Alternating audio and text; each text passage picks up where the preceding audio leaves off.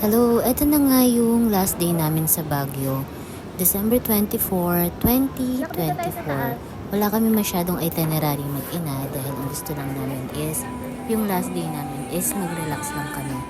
Gusto namin mag-coffee dun sa maganda yung ambience. Swerte naman dahil dito sa malapit sa may cathedral, yung tinatawag na Sky Zone. Merong Sky Zone area doon na maraming pwedeng bilang pasalubong.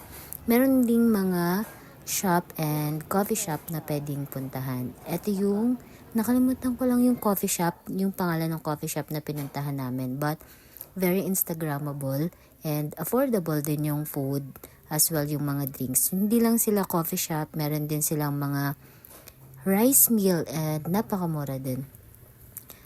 Masarap yung rice meal nila and sandwich. Hindi ako mahilig sa sandwich pero napakain ako ng sandwich. Kasi nga, masarap yung food na hinahanda nila at napaka-affordable din. As you can see is maganda yung ambience nung lugar and overlooking yung downtown Baguio pag dyan kayo nag-dine in or nag-coffee. And of course, dahil last day na namin, hindi naman pwedeng mawala yung mandatory selfie sa may cathedral. Ito yung famous na stair dun sa may cathedral, papaakyat ng cathedral and pababa din ng Session Road. After namin mamili is bumalik din kami sa condo na tinutuluyan namin para iwan yung mga pinamili namin. 5 p.m. pa lang is bumalik na kami sa condo kasi medyo maambon din yan. And ito naman yung December 25, 2024, yung pabalik na kami sa Baguio. Na-amaze lang kami sa Victory Liner Terminal dun sa Baguio dahil yung ambience niya is para ka nasa airport kahit sa bus terminal ka lang naman talaga nandun. May mga ganyan pa sila and then walang masyadong pila siguro kasi wala naman masyadong babalik ng Baguio ng 25 since karamihan is dun talaga nagki-Christmas. Walang masyadong pila and since kami naman is nakabook kami online papunta at pabalik, walang masyadong tao niyan. And yung alis namin or sakay namin ng bus is 11 a.m. Siguro makakarating kami mga 4 p.m. or 5 depende sa traffic. So ito na nga, nakikita ko na yung katotohanan na babalik na kami sa realidad. Tapos na yung bakasyon, tapos na yung saya. Pero hindi naman doon natatapos lahat. Kasi may nabuo kaming memories. Core memories namin to mag-ina. Baguio, kailangan na ulit natin bumalik dun sa lugar kung saan talaga tayo. Dahil kailangan natin magtrabaho para if ever gustuin man natin bumalik sa Baguio, is meron tayong money na pwede natin magastos anytime. Para sa akin yung Baguio kasi, for me, ito yung lugar na magkakaroon ka ng healing. Hindi naman sa syempre marami tayong mga pinagdadaanan na hindi na natin kayang sabihin sa iba kahit gusto natin dahil hindi para maging burden tayo sa ibang tao dahil may kanya-kanya naman tayong silent battle na pinagdadaanan. Yung Baguio is para sa akin, ito yung lugar na kahit ito yung lugar na matao at dinadayo pero bibigyan kanyang katahimikan sa buong pagkatao mo.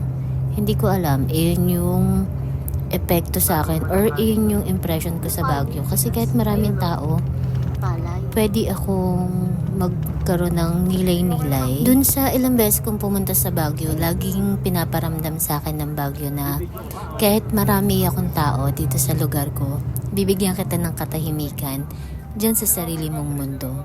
Parang hindi niya papakaelman yung buong pagkatao mo kahit nakikita mong crowded yung paligid mo. Medyo cringe ba? Pero yun kasi talaga yung pakiramdam ko pag nagpupunta akong Baguio. And tumigil lang nga pala kami dito sa parang souvenir shop. Bumili lang kami ng konti. At syempre meron na naman po tayong trivia. Yung summer capital of the Philippines is tinatag nung June 1, 1903 ng Philippine Commission at idineklarang lutsod ng Philippine Assembly noong September 1, 1903. Yung pangalan pala ng Baguio is derived from or hango sa salitang Ibaloy na Baguio na which means is lumot. At dito sa travel na to is may na-discover din ako sa anak ko na nakakataba ng puso bilang nanay niya.